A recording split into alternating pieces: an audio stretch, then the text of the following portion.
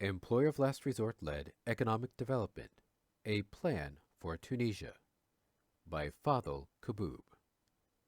A comprehensive policy agenda for full employment. Implementing full employment in a small open economy like Tunisia can be a challenging task, but as discussed above, it is certainly achievable when a sovereign country like Tunisia is willing to take its fate in its own hands by reclaiming sovereignty over its own domestic monetary and fiscal policies under a floating exchange rate regime.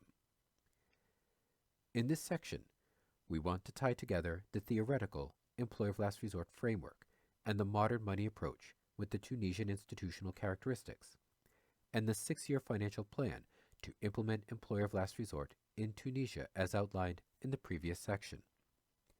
In doing so, we refute the idea that a small open economy cannot implement full employment on its own, and that it must abide by the rules of international markets. The often cited objection to full employment in developing countries is the issue of a trade deficit caused by a rising domestic income level. It is argued that developing countries cannot afford to run trade deficits because such deficits must be financed through borrowing in hard currencies if the country is incapable of increasing its export earnings or attracting foreign investment, FDI, and capital inflows. The servicing of external debt becomes an economic priority that supersedes the objectives of full employment, economic development, and poverty alleviation. Kaboub and Todorova, 2005b. Small developing countries are essentially locked into a high-debt underdevelopment vicious circle that worsens their conditions over time. The mainstream argument claims that there is no international demand for soft currencies like the Tunisian dinar or Tunisian dinar-denominated assets, such as the Tunisian dinar-denominated bonds issued by the Tunisian government. So, in order to finance the country's imports, Tunisia must either increase its exports to accumulate hard currency reserves, attract foreign investment, or borrow hard currencies from abroad. Consequently, it is suggested that such goals require an austerity policy mix of high domestic interest rates to prevent capital outflows, depressed aggregate demand to reduce imports, and low wages to depress consumption and attract foreign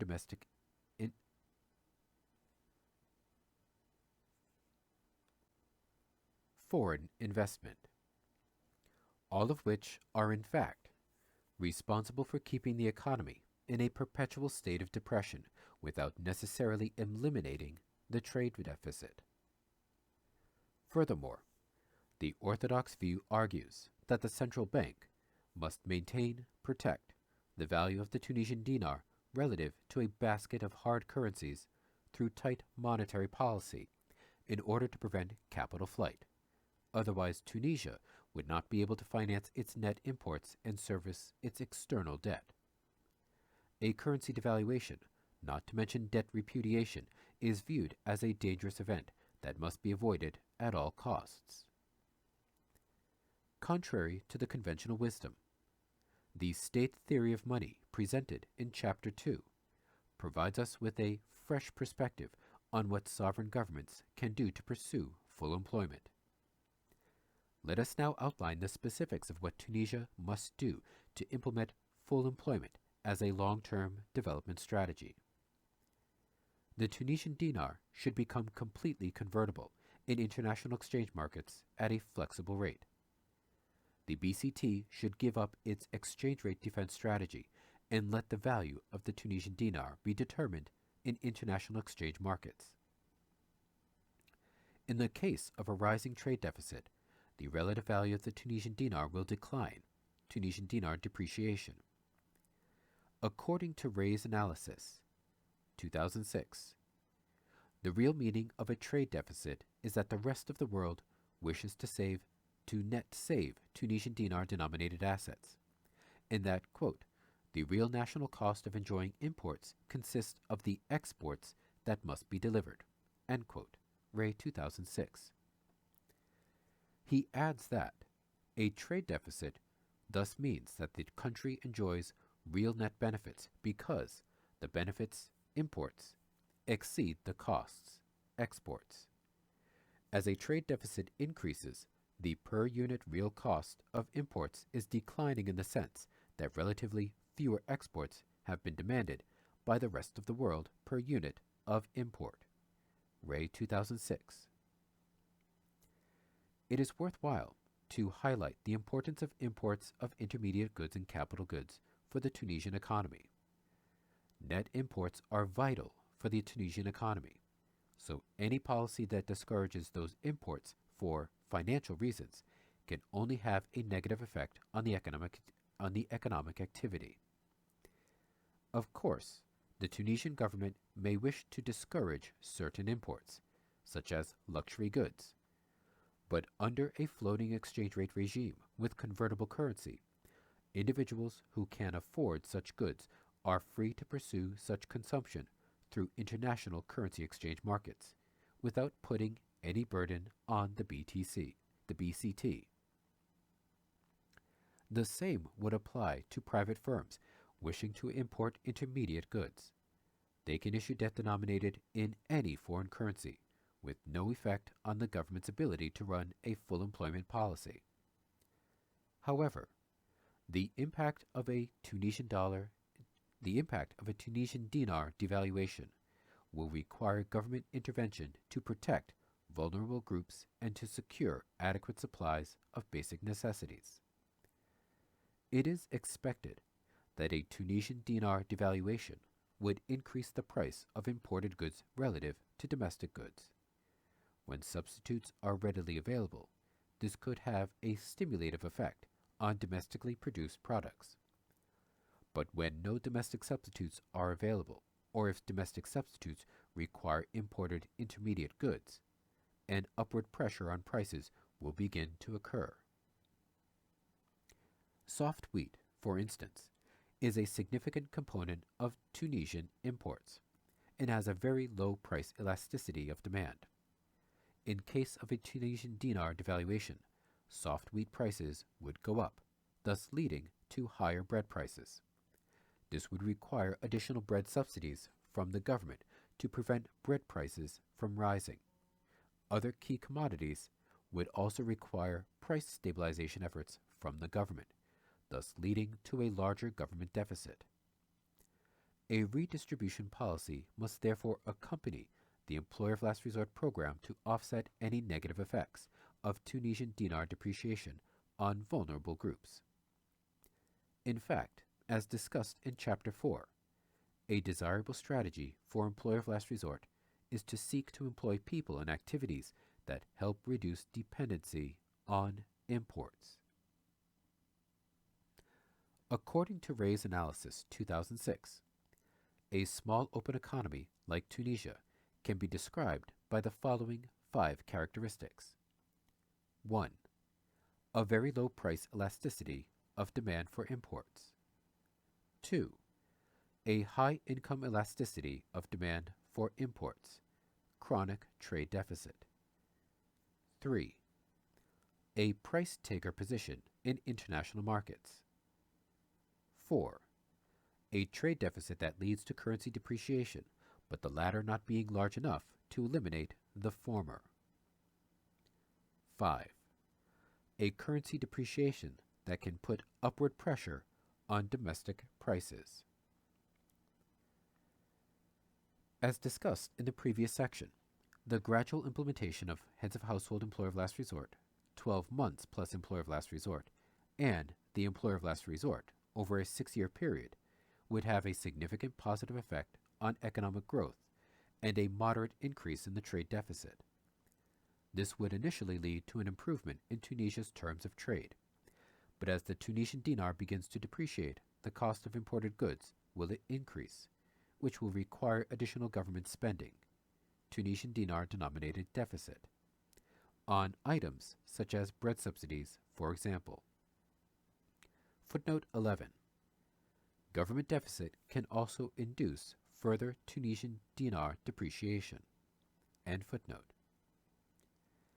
It is also expected that export commodities will see their Tunisian dinar prices rise domestically, even though their prices in the international markets remain constant.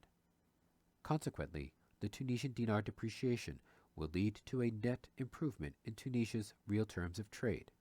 That is, fewer exports have been demanded by the rest of the world per unit of import, given that import and export commodity prices remain constant, determined in international markets. A plausible scenario is that when some of the export commodities become more expensive domestically, they could be freed up for exports, which could reduce the trade deficit and slow down the Tunisian dinar depreciation.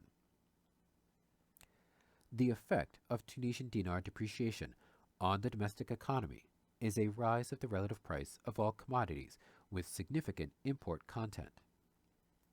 Ray 2006 suggests that this should be called inflation. Ray 2006 suggests that this should not be called inflation, but rather a relative price effect, and he warns that the government should not attempt to fight this with an indexation policy which will make things worse by creating structural inflation. At the end of the day, the impact of the employer of last resort with Tunisian dinar devaluation would be higher economic growth and improved real terms of trade, accompanied by an increase in domestic prices and a redistribution policy. This seems like a reasonable bargain for a country that is operating way below full capacity utilization. The next issue that must be tackled here is that of the trade deficit. When Tunisia runs a balance of payment deficit, it means that the rest of the world is holding Tunisian dinar denominated assets that may eventually be redeemed against Tunisian output, in which case Tunisia actually has to increase its exports to the rest of the world. But in the absence of this response, Tunisian dinar denominated debt could be serviced and retired by simply issuing Tunisia's own fiat currency.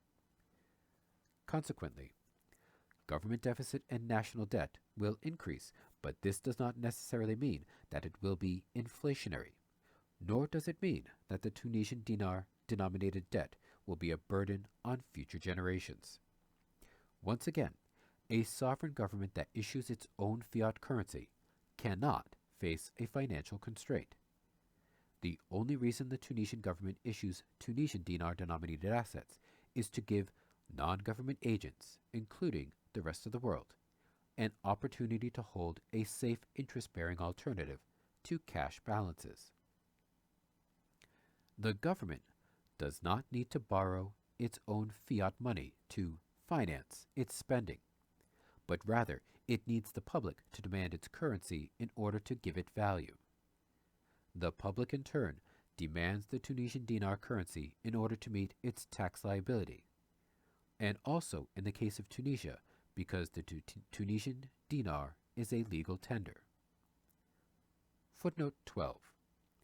C. Ray, 1998, Bell, 2000-2001, Forstater, 1999-2003, Kaboub, 2005A, 2005B, and Kaboub and Forstater, 2003. End footnote. The role of the Central Bank of Tunisia, BCT, will now becomes one of debt management, rather than monetary control. The Central Bank of Tunisia will use Tunisian dinar-denominated assets to conduct its open market operations in order to keep its short-term interest rate at the desired target. When government deficits, surpluses, need an decrease in excess reserves in the banking system, the short-term interest rate will tend to rise, in which case the Central Bank of Tunisia would buy Tunisian dinar-denominated assets. Note that the government has the capability to determine domestic interest rates at the desired target, in the same way that it has the power to set tax liability on the population.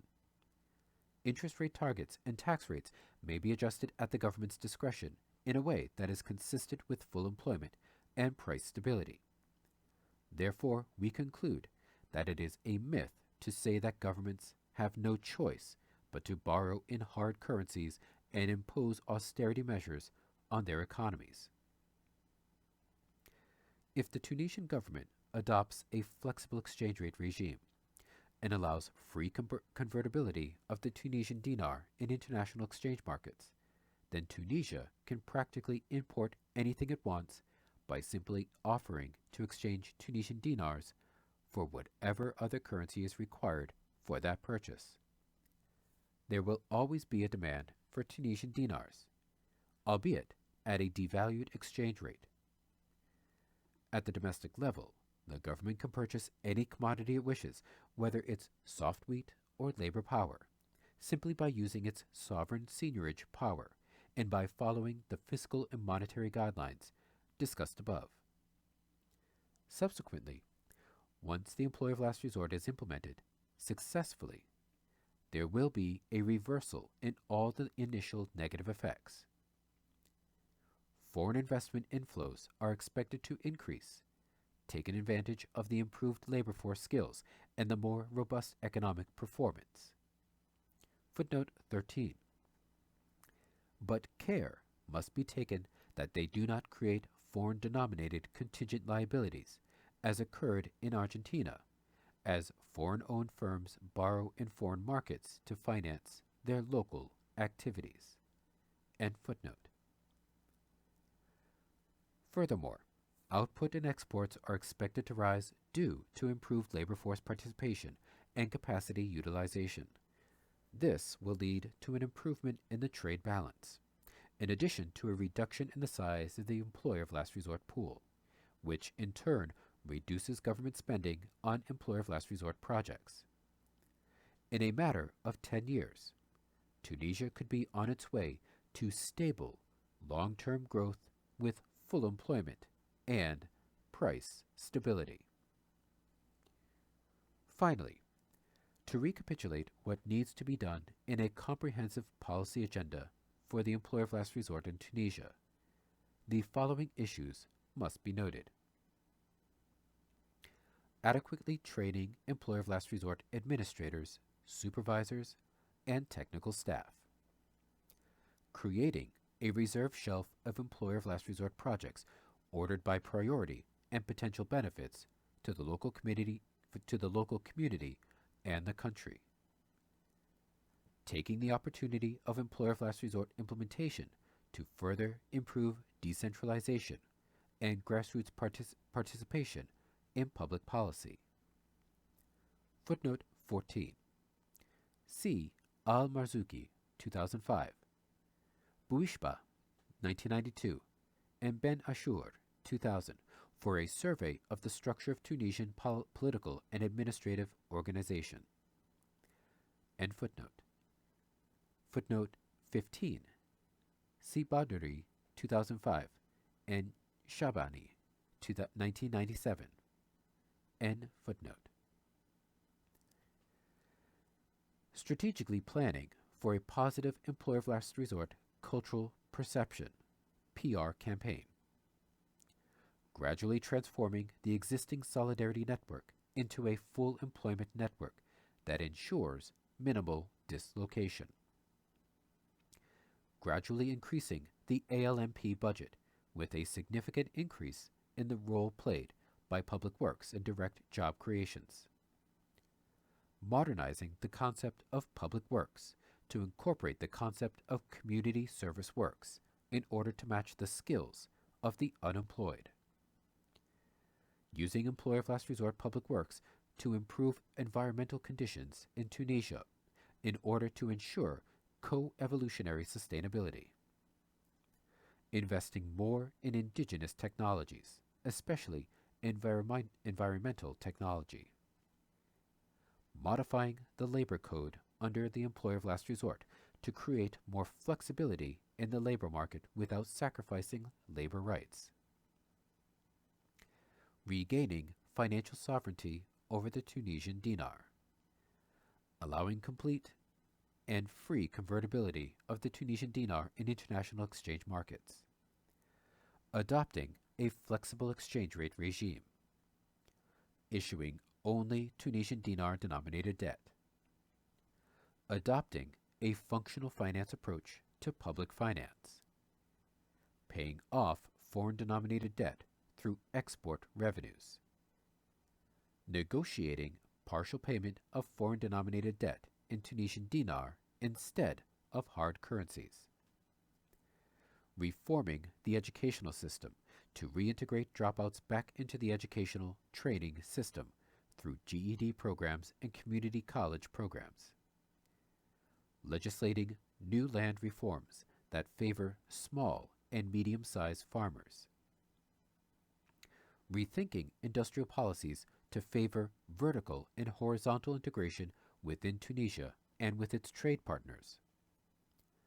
Reducing dependency on EU markets and improving trade relations with regional and equally competitive markets in the MENA region, Africa, Latin America, and Southeast Asia.